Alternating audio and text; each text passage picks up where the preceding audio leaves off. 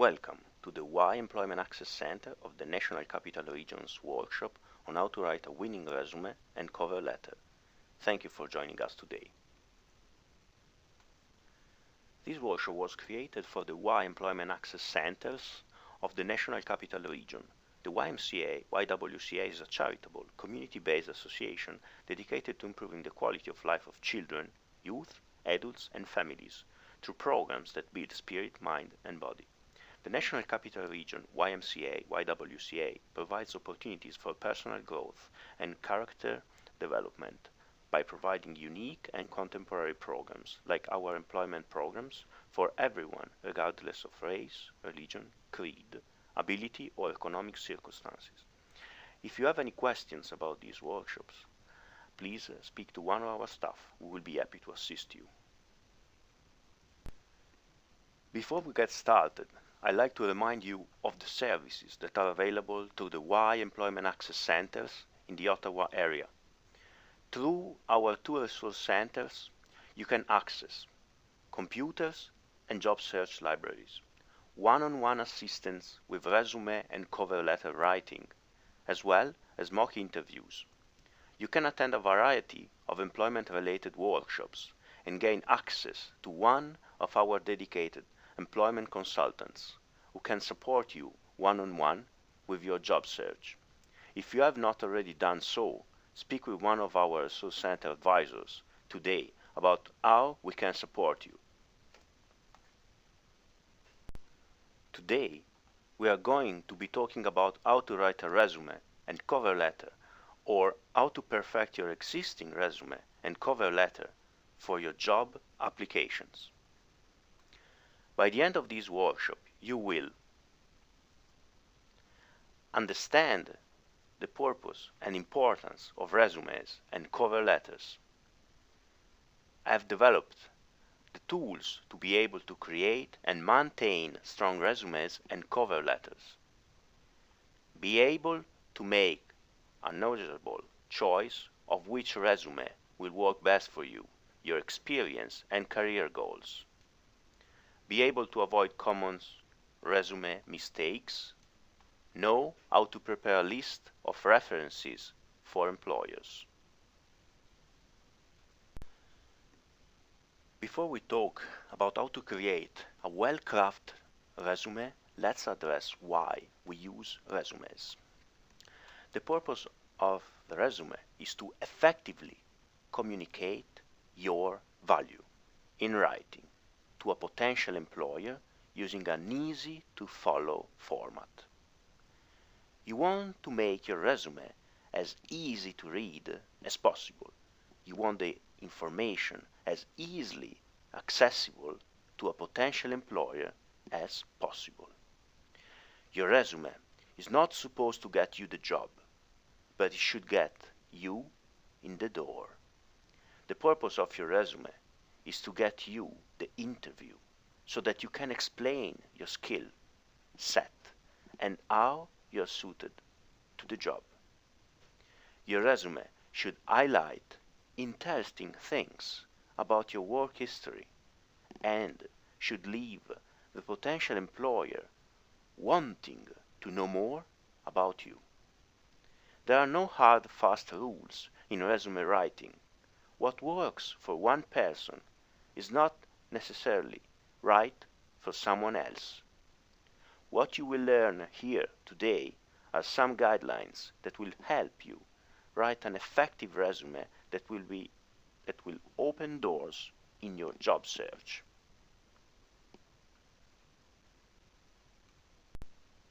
There are basically three different kinds of resumes. The chronological resume. This is most commonly used format. The functional resume or skills-based resume. Combination resume that combines the two formats. Before even starting to write your resume, it's important to understand the different options. As I have already mentioned, resume writing is not one size fits all. What works for one person will not necessarily work for everyone or every job, but arguably the chronological format is one size fits most format. In most, but not all cases, the chronological format will be the most appropriate resume to use. What is important to note at this time is that you do have choices when writing your resume, and you won't make the same choice for every job. You can create excellent resumes using each format, and that each resume format has value. As was just mentioned, the chronological resume is the most commonly used resume format.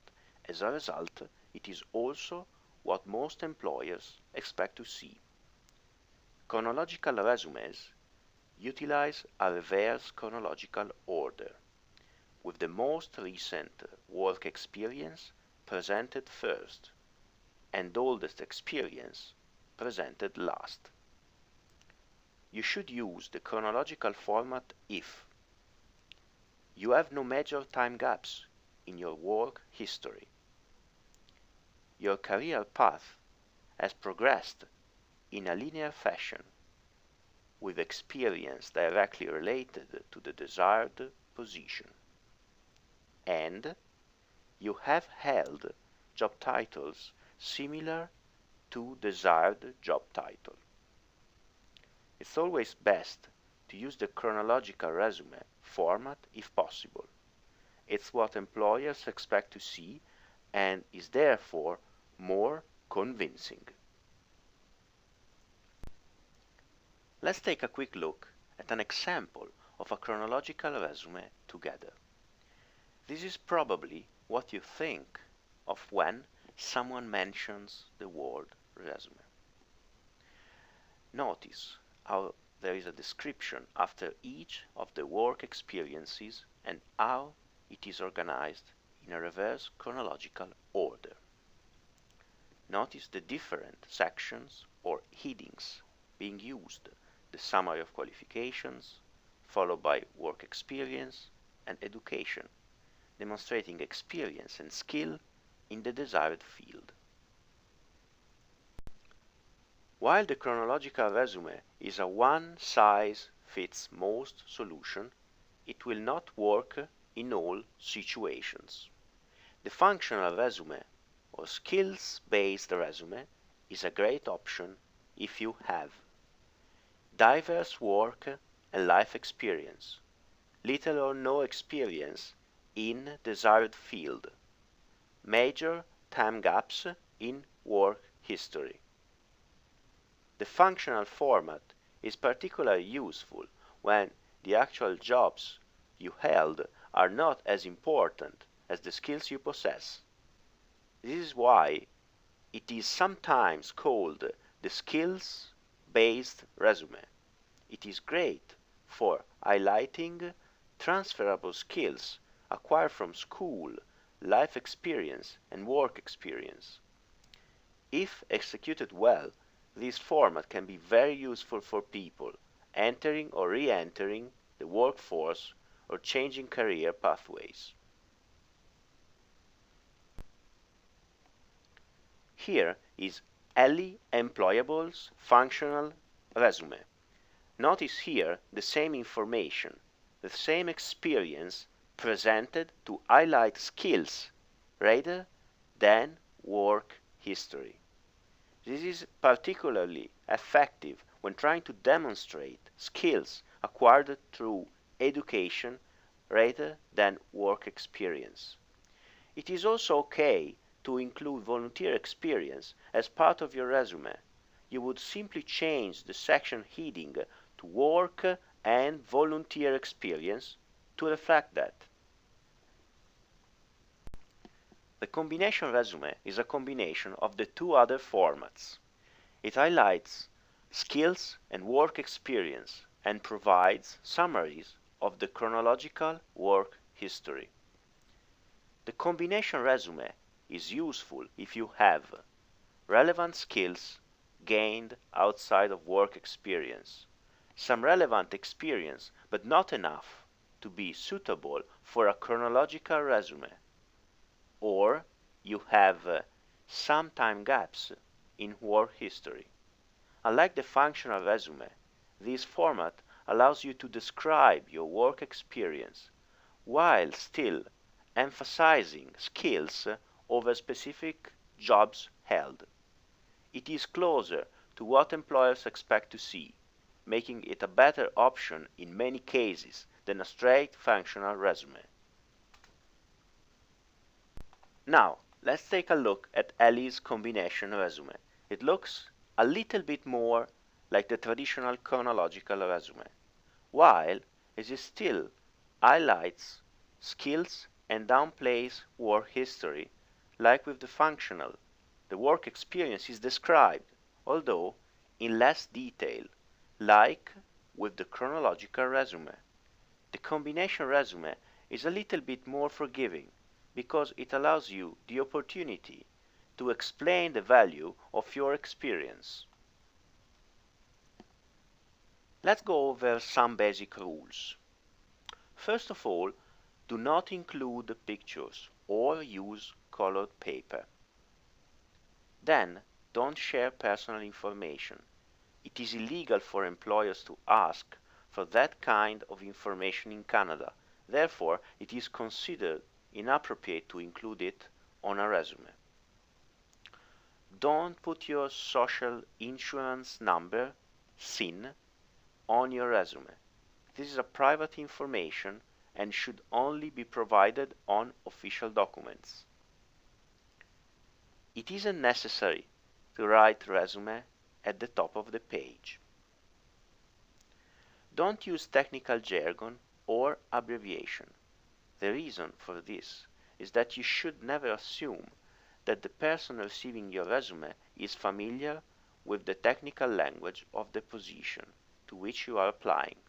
Often, the person receiving resumes is an HR manager or a recruiter. These that do not apply to IT programming and to including keywords used in job posting.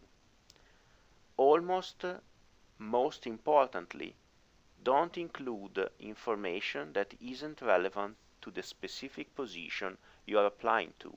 It makes it more difficult for a potential employer to find relevant information. When in doubt, keep in mind the KISS principle. Keep it super simple. Don't put anything on the page that doesn't add to your application. Okay, let's take a closer look at the different sections of the resume. As I'm sure you noticed in the examples from earlier, some of the sections remain the same from format to format, while other sections will look very different depending on the resume type you are using. The first thing on all resumes should be your contact information, your name, address, phone number, etc. When putting together a job application, this is going to be your personal brand. It should appear exactly the same way on everything you provide to an employer.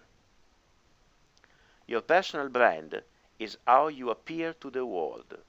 It stands to reason that a strong brand makes you more memorable and therefore more interesting. So you should take the time to play around with a header on your resume, cover letter, and list of references in order to create something that is interesting, stands out from other applicants, while making sure that all the important information is present. This is the only place on your resume where you can feel free to be creative and play around with fonts, size, and format. It is common practice to use a slightly larger font size for your name and to even use a bold typeface in order to make that information stand out. Here are some examples of how you could format your contact information at the top of a resume. Take a moment to think about what you like or dislike about each of the personal brand headers. What stands out to you about each one of them? Notice the use of different font sizes and formatting. Maybe think about how to align or justify the information differently. What is important is that there is consistency and that the same header or personal brand is used on all supporting documents. Note that in all of the examples included here, that the links are active, the information is clear and easy to find, and most importantly, the names stand out.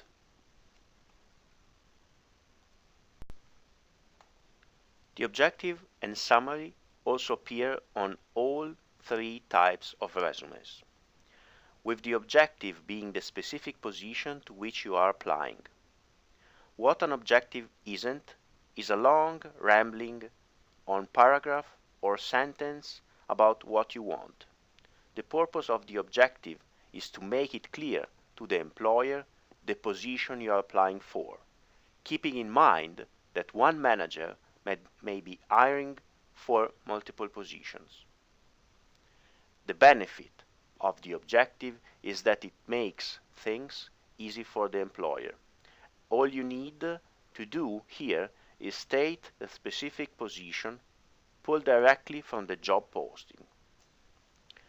For the summary of qualifications, you want to make it as easy as possible for the employer to find the information. You achieve this by using bullet points and by not including information that is not specifically relevant to job posting. The summary of qualifications is the opportunity for you to demonstrate your value and how you qualify for the position. In your summary, you should include the number of years of experience in that specific field, any relevant education and training, your language skills, information about relevant licenses or certifications, and relevant achievements, skills, and personal qualities. When writing your bullet points, remember to use keywords from job posting. If the job posting asks that you have a specific skill, use the summary to highlight and demonstrate that you have those skills by using the exact language that appears in the posting. Here is what it looks like on a resume. Notice the personal brand at the top of page. Simple, and all the relevant information is easy to find. Immediately under the name, you'll notice the objective. In this example, the objective is straightforward and clear, and pulled from job posting. Highly employable is clearly applying to be an administrative assistant. It is not a paragraph and doesn't ramble on. The summary of qualification is presented as bullet points. It is easy to read and all the relevant information is easy to find right up at the top of the page. Only relevant information that is specifically related to job description is included in the summary. This is your opportunity to highlight your value and assets. It is the first thing that the employer is going to see, so make it count. For a chronological resume, the next section will be your work experience. This section is always organized in reverse chronological order. This means that the most recent experience comes first, followed by second most recent experience, etc. As a general guideline, you should not include any experience more than 10 to 15 years old. The goal here is to emphasize recent and relevant work experience. In your work experience section, you are going to list your previous jobs, including the title of your position, the name of the company or employer, and the dates that you worked there. You will then use bullet points to describe what you did in that position, what were your responsibilities, your duties. You will want to use verbs or action words to start your bullet points. This makes for strong descriptions. Remember to use past tense for all jobs that you are not currently doing. Use a variety of words to describe your experience. Please don't be repetitive. And whenever possible, use keywords from job posting, just like in the summary. You should also include numbers and statistics to highlight your accomplishments where appropriate. Let's take a quick look at an example from Ellie's chronological resume. There are a few things to note. All the verbs are in past tense. Ellie is no longer working for ABC Incorporated. Therefore, she is no longer performing these tasks. She did these things in the past. Therefore, the descriptions are appropriately in the past tense. Specific tasks and duties are listed and named. The language is precise. The descriptions don't ramble on. And the descriptions detail exactly the tasks performed. If you get stuck, try looking it up. Use jobbank.gc.ca and look for job descriptions, or Google job descriptions.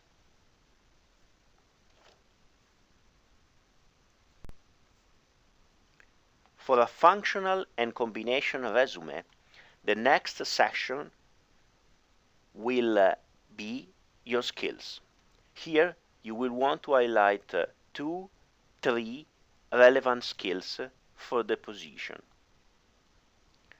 Some examples of skills that you may want to highlight are customer service, communication, sales marketing, management, administration, research. When deciding which skills to highlight, try to include at least one hard skill. Hard skills or technical skills are abilities and knowledge needed to perform specific tasks. They are practical and often related to mechanical, IT, mathematical, or scientific tasks. Some examples or hard skills you might want to include are accounting, administrative, information technology, nursing, project management, programming, research, translation. After each skills heading, you will use bullet points to highlight how you acquired these skills, examples of tasks that you performed in the workplace that demonstrate the skill. Remember that all employment that is referenced in the skills section needs to be included in a work employment history section of the resume.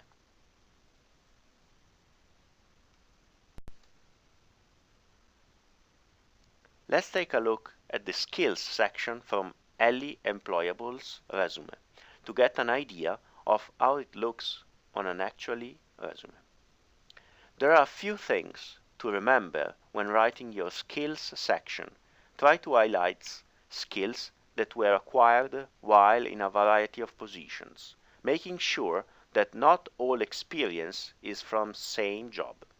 Notice that in this example we are demonstrating transferable skills using action words, verbs in the past tense, including key accomplishments, explaining how the skills highlighted were acquired. For the functional and combination resume, you will have an employment history or work experience section that will look quite different from the chronological resume. For functional resumes, this section should be a list of job titles, including the name of the organization or company and location with dates of employment. The list should be provided in reverse chronological order, with the most recent experience first. This is not the emphasis of the resume. The focus should remain on skills.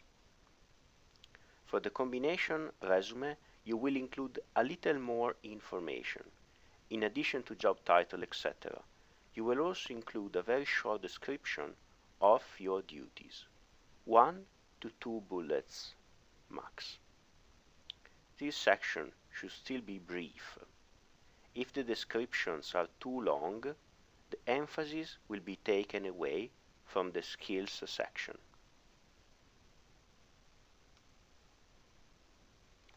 Using the work history section as a list with no details puts the emphasis clearly on the skills acquired, which were described in the skills section of the resume. For the combination resume, a little more detail is provided. 1 or 2 bullet points highlight the most important and related tasks. The final section for all 3 resume formats is going to be the section outlining your education and training. In this section, you will include your highest level of formal education and any other education or training that is relevant to the position. State the name of the program, for example, Bachelor of Science, the name of the institution, the University of Ottawa, for example, the location, city or country, and the year of completion. If relevant, you may choose to include more specific information about courses or area of specialization, but only if this directly impacts your suitability for the position. You will also want to include certifications relevant to the position, for instance, first aid and CPR, or language training. Keep in mind the importance of demonstrating lifelong learning. This demonstrates to potential employers that you continue to try to improve yourself. Let's look at the education section of Ellie's resume. Once again, information is provided in reverse chronological order. Information is clear and easy for the potential employer to find and understand. Keep in mind what you want to highlight. What matters is the type of education rather than the name of institution. You always want to keep in mind formatting. Make sure the important information regarding your experience is accessible for anyone viewing your resume. Keep in mind white space. Don't put too much information on the page. Make sure you have a balance between text and white space. If all you can see is text, it is difficult to pick out the important details. Providing too much information can be overwhelming and will turn off potential employers. Keep your resume clean. Make sure spacing is consistent and that the headings are all the same.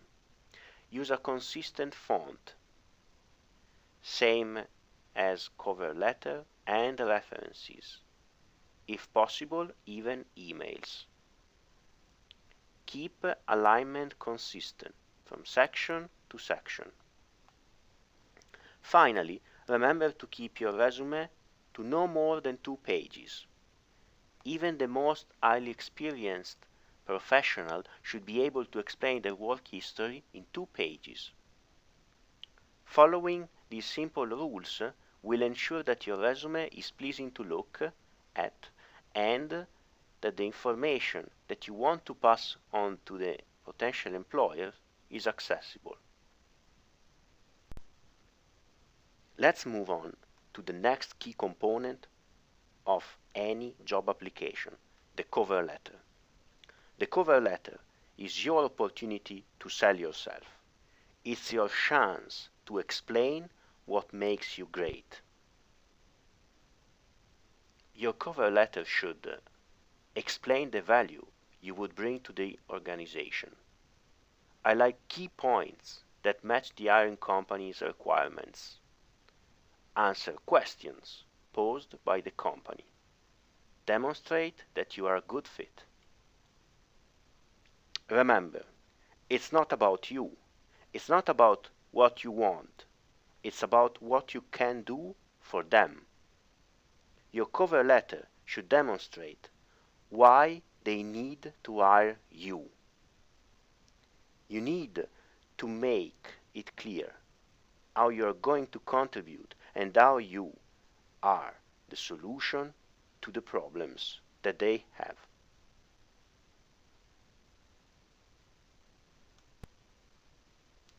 You may, at this point, be wondering if you really need to be using a cover letter. The answer is yes. You should be using a cover letter every time you apply for a job, except when the job posting especially says otherwise. Even if you're doing a cold resume drop, walking into a business to apply for a job, you should be prepared with a tailored cover letter for the job to which you are applying. The only time you shouldn't use a cover letter is when the job posting says to submit a resume only. Remember, the cover letter is your sales pitch. It's your opportunity to explain your value and to set yourself apart from other applicants. In your opening paragraph, you want to make a clear statement explaining why you are contacting them, the title of the position you are applying to, and how you heard about the opening. Keep it simple. The middle paragraph or paragraphs are the most important. This is where you are going to demonstrate your worth to the employer. You want to make it clear how your skills are going to solve their problems. This is also your chance to demonstrate that you would be a good fit for the organization, that your values line up with their values and mission. This is where you're going to take the opportunity to elaborate on and explain the experience that you have included in your resume and how that experience makes you a perfect fit for the position. Like the opening paragraph, the closing paragraph should be kept simple, very simple. Here, you will restate your interest in the position and in the organization, ask for an interview, and thank them for the opportunity. You may also choose to include information about how you can be contacted. Keep it brief and polite. You want to leave them wanting more. The goal is to get an interview so that you can discuss your skills and experience in more details. Customize. Seems obvious, but there is no one-size-fits-all cover letter. You need to research the employer and demonstrate the value that you have for them. Length. Employers won't read more than a page. Don't force them to work too hard. Keep them interested and wanting to know more about you. Personal brand. Don't worry if it means straying from the traditional business letter format. Keep your header. Please do not use abbreviations. Signature. If delivering in person, sign in blue ink, highlights personal touch, and use a digital signature when possible if applying online.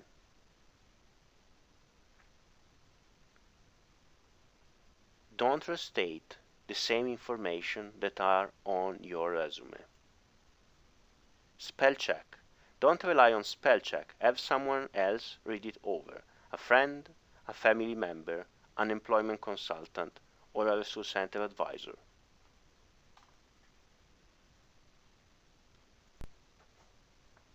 Always remember the 5 C's of writing a compelling cover letter. Be concise. Your cover letter should not be longer than 1 page. Be confident. You should demonstrate that you can do the job, but should not come across as cocky or arrogant.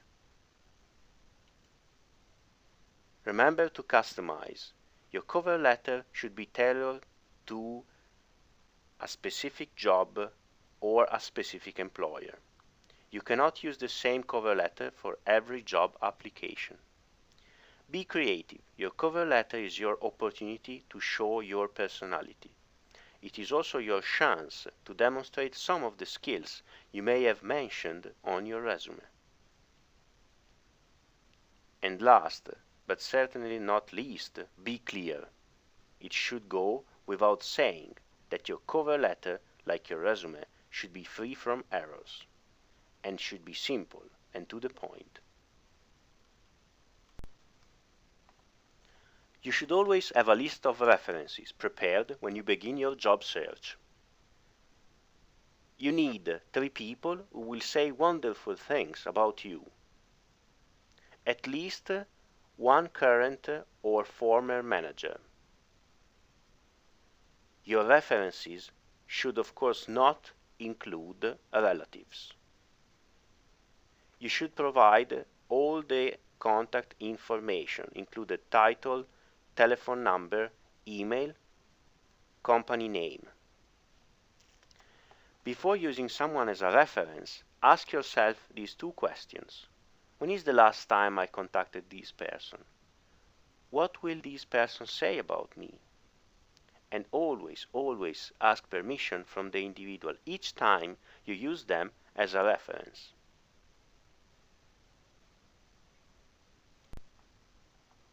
Let's take a quick look at Ellie's list of references. Here we have a simple example of how to organize a list of references. Notice the simple layout. The information is clear and easy to find. You can see person's name, job title, company name, phone number, maybe extension, and email address. When approaching someone to be a reference, keep in mind the type of information that the potential employer is seeking from your references. Employers will be assessing major strengths and weaknesses, communication skills, your quality of work, ability to get along with supervisors and co-workers, why you left the company or why you are going to leave the company, and they will also ask general questions based on information that they will find in your resume. Before we finish today, here are some additional resources that might come in handy when you are working on your resume. Don't forget to use all the resources available to you as you go through your job search. Use JobBank, Google, and LinkedIn to to find examples to work from and ask your employment consultant or resource center staff for advice on what will work best for you. Thank you for listening. If you have any questions about the material covered in this workshop, please speak to one of our staff. Wondering what you should be doing next? Now you know the basics. Should be able to identify what kind of resume is going to work for you. The next step is to learn how to tailor your resume. To do that, you can follow our resume tailoring workshop. And then you can learn how to improve your job search strategies by participating in our Job Search Strategies workshop. Good luck, and don't forget to talk to your employment consultant or resource center advisor about how to build on the skills you have acquired today. You can also use the resource center to work on your resume. There, you have access to staff who can help. Thank you once again for listening. Have a great day.